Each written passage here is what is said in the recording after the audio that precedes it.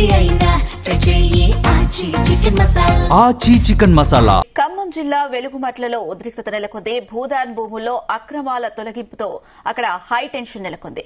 భారీ ఎత్తున జేసీబీలు 2000 మంది పోలీసులతో అధికారులు అక్కడికి చేరుకున్నారు.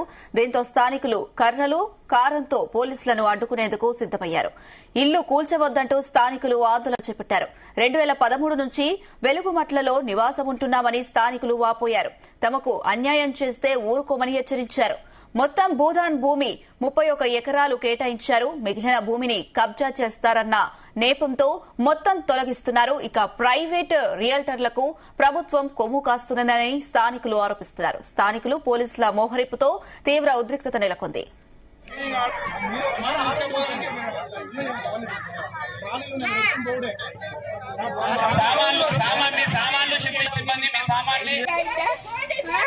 ఇప్పుడు కష్టపడి కట్టుకున్నాం. ట్యాంక్ కాడి నుంచి 2 గుట్టలు సన్న, ఇప్పుడు ఇది 3వ సారి మేము కట్టుకోవటం. నెల నుంచి పనులు లేకోకుండా సాయం చేస్తారని ఈయనకి డబ్బు లేకుండా ఓటెత్తి అన్యాయం చేసి ఎవరికేసారమ్మా? ఎవరికేసారు? ఎవరికైతే జగన్ రేవంత్ రెడ్డి గెలవాలనే రూపాయి లేకోకుండా గెలిపించినాం. ఏమైనా ఒక్కసారి ఆయన కొంచెం సాయం చేస్తాడని. కరెంటు సంవత్సరం నుంచి లేదు, నీళ్లు లేవు, నిప్పులు లేవు, కడుపుతా ఉన్న పిల్లలు అన్ని నెల నుంచి పోలీసు వాళ్ళు వచ్చినా కూడా ఒకరోజు తిని ఒకరోజు తినకుండా ఉన్నాం సార్.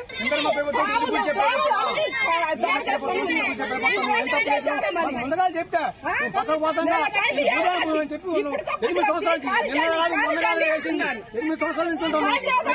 వాడు చెప్పి బాబు మీరు అసలు ఎవరు చెప్పు లేదా ఏం లేదా హఠాత్తుకు వచ్చి హైకోర్టు ఆర్డర్లు గౌరవించారా, ఏటి గౌరవించరా, ఏమి చేయరా? ఇది న్యాయమేనా?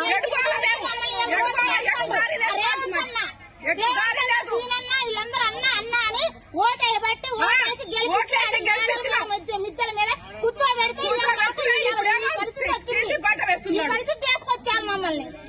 మా సంవత్సరాలు బట్టి ఉంటున్నాం ఉంటున్నామండి. కనీసానికి ఎప్పుడు ఏ రోజైనా కంటి నిండి నిద్రపోలేదు మేము.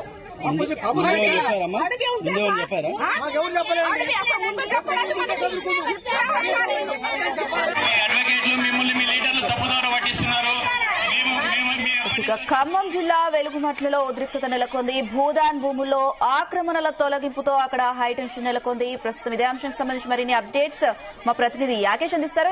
యాకేష్, ప్రస్తుతం అక్కడ పరిస్థితి ఎలా ఉంది? వెలుగుమట్లలో ఉద్రిక్తత పరిస్థితులు నెలకొన్నాయి. అటు గ్రామస్తులకు అటు పోలీసు అధికారులకు మధ్య కూడా వాగ్వాదం జరుగుతున్నట్టుగా కనిపిస్తుంది. సిచ్యువేషన్ ఏంటి? Good morning Anusha. ప్రస్తుతం ఖమ్మం జిల్లా వెలుగుమట్ల ప్రాంతంలో ఉద్రిక్త పరిస్థితి నెలకొంది. వాస్తవంగా ఉదయం గుడిసెవాసులను పోలీసులు రెవెన్యూ సిబ్బంది తొలగించేందుకు భారీ సంఖ్యలో కూడా పోలీసు భద్రత మధ్య చేరుకున్నారు. దీంతో ఉద్రిక్త పరిస్థితులు నెలకొని చెప్పుకోవచ్చు. ఒకసారి అంశాన్ని మనం మొదటి నుంచి పరిశీలన చేసుకుంటే 2013కు సంబంధించి ఈ కొంతమంది పేదలంతా కూడా ఈ భూదాన్ భూముల్లో గతంలో కొంతమంది వ్యక్తులు ప్రభుత్వానికి భూమిని దానం చేశారు. అట్లా 60 ఎకరాల భూమిని ప్రభుత్వానికి దానం చేశారు. ఆ నేపథ్యంలో ఒక 30 ఎకరాల్లో 2014 సంవత్సరంలో నిరుపేదలు అక్కడ గుడిసెలు వేస్తున్నారు. గుడిసెల తర్వాత కొన్ని ఇళ్ల నిర్మాణం కూడా చేస్తున్నారు. సుమారు 600 కుటుంబాలు కూడా ప్రస్తుతం వెలుగుమట్ల ప్రాంతంలో భూదాన్ భూముల్లో నివాసం ఉంటున్నారు. అయితే ఇది భూదాన్ భూమి, దీంట్లో ఎలాంటి నిర్మాణాలు చేపట్టొద్దని కూడా ప్రభుత్వం అధికారులు వారికి గత కొంతకాలంగా చెప్తూ వస్తున్నారు. కోర్టు కూడా అదే భూదాన్ భూములే స్పష్టం చేశాయి. ఇక్కడ ఎవరు కూడా అర్హత లేదు గుడిసెలు వేసుకోవడానికి అని చెప్తూ వస్తుంది. ఈ నేపథ్యంలో గత కొంతకాలంగా ఈ వివాదం కొనసాగుతుంది. ఆ బాధితులంతా కూడా తమకు ఇదే ప్రాంతంలో ఇల్లు నిర్మించుకున్న కనుక ఇక్కడే తమకు నివాస పట్టాలు ఇవ్వాలని కూడా వాళ్ళు కోర్టుకు వెళ్ళినటువంటి పరిస్థితి.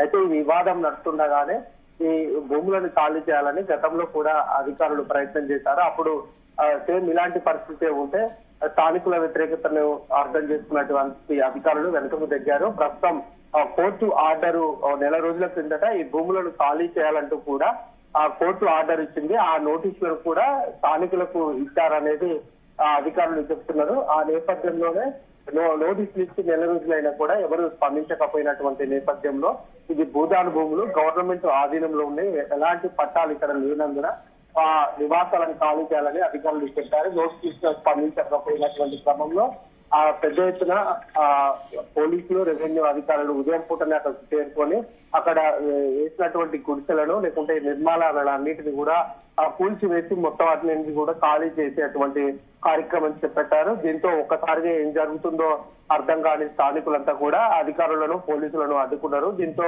ఉద్రిక్త పరిస్థితి ఏర్పడింది. తమకు ఎలాంటి సమాచారం ఇవ్వకుండా ఉన్నట్టుండగా ఖాళీ చేయమంటే తమ పరిస్థితి ఏమంటూ కూడా బాధితులు ఆందోళన వ్యక్తం చేశారు. ఎట్టకేలకు మొత్తం అన్ని గుడిసెలను ఇల్లు నిర్మించుకున్న అన్నింటినీ కూడా అధికారులు ఖాళీ చేసి వెళ్ళిపోమని చెప్తున్నారు. కొంతమంది తిరగబడినటువంటి నేపథ్యంలో కొంత ఉద్రిక్త పరిస్థితి నెలకొంది. ఇరు వర్గాలు తోపులాటలు కూడా చేస్తున్నటువంటి పరిస్థితి. అధికారులు అయితే ఒకటే చెప్తున్నారు, ఈ భూముల్లో ఎలాంటి నిర్మాణాలు చేపట్టద్దు అనేది చెప్తున్నటువంటి మాట. అయితే ఆ పేదలను ఆసరగా చేసుకొని పేదల అవసరాన్ని ఆసరగా చేసుకున్నటువంటి కొంతమంది ముఠా సభ్యులు ఆ ప్రాంతంలో తిష్టవేశారు.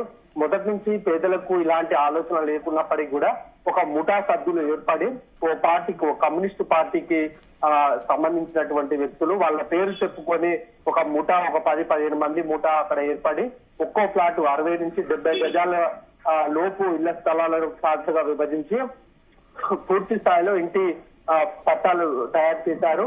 ఆ క్రమంలో ఒక్కొక్క ఫ్లాట్ కు దాదాపు 3 నుంచి 4 లక్షల రూపాయలు అక్రమంగా ప్రజల నుంచి వసూలు చేసి ఎలాంటి ఇబ్బంది వచ్చినా తమంతా మేము చూసుకుంటామని వాళ్ళని పేదలను మోసగించి వారందరి దగ్గర డబ్బులు తీసుకొని ఆ ముఠా సభ్యులు ప్రయత్నాలు చేశారు. ఆ నేపథ్యంలోనే పెద్ద సంఖ్యలో కూడా వాళ్లకు డబ్బులు చెల్లించి దాదాపు 600 కుటుంబాలు అక్కడ నివాసం ఏర్పరచుకున్నాయి. ఏ సమస్య వచ్చినా అధికారులను కానీ పోలీసులను కానీ మేనేజ్ చేస్తామంటూ కూడా లక్షలాది రూపాయలు ఆ ముఠా సభ్యులు గుంజుకున్నారు.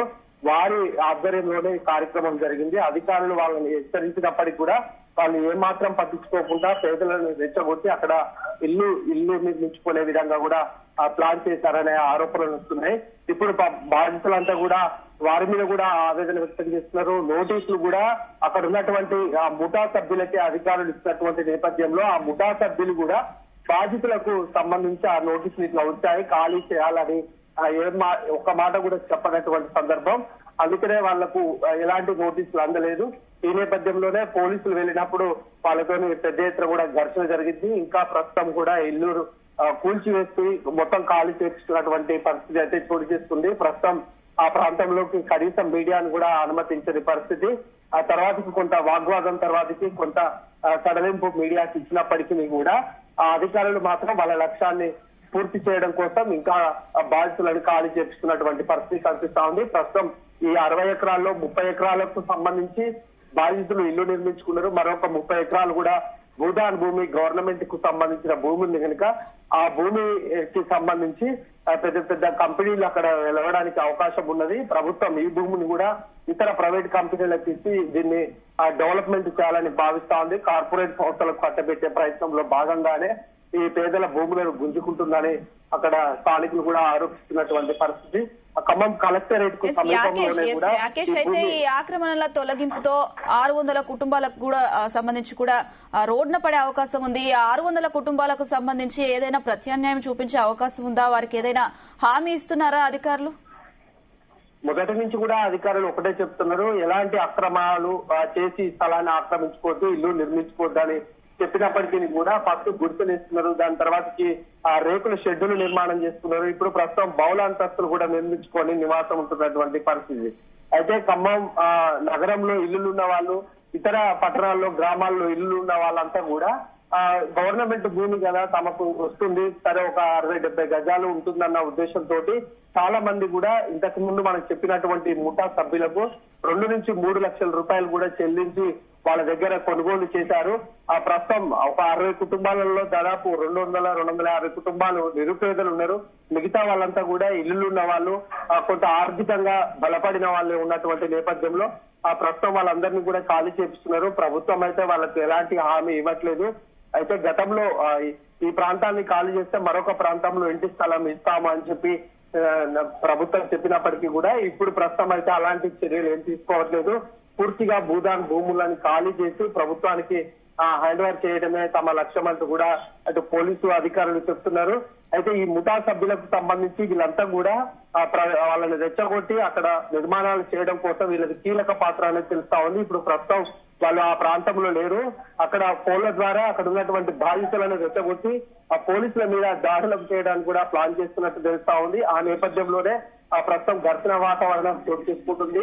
మరి కాసేపు ఆగితే కూడా ఎలాంటి పరిస్థితికి కూడా దారి తీస్తుందో తెలియని ఆ పరిస్థితి ప్రస్తుతం అక్కడ కనిపిస్తా ఉంది. పోలీసులు ఇతర అధికారులతోటి దాదాపు ఆ ప్రాంతం అంతా కూడా భయంకరమైనటువంటి పరిస్థితి కనిపిస్తా ఉంది. మొత్తం ఆ ఇళ్లను ఖాళీ చేసేటువంటి క్రమంలో చాలా మంది బాధితులు తమ ఇల్లు వదిలిపెట్టి వెళ్లేది లేదంటూ కూడా అక్కడే బైఠాయిస్తున్నారు, ధర్నా చేస్తున్నారు.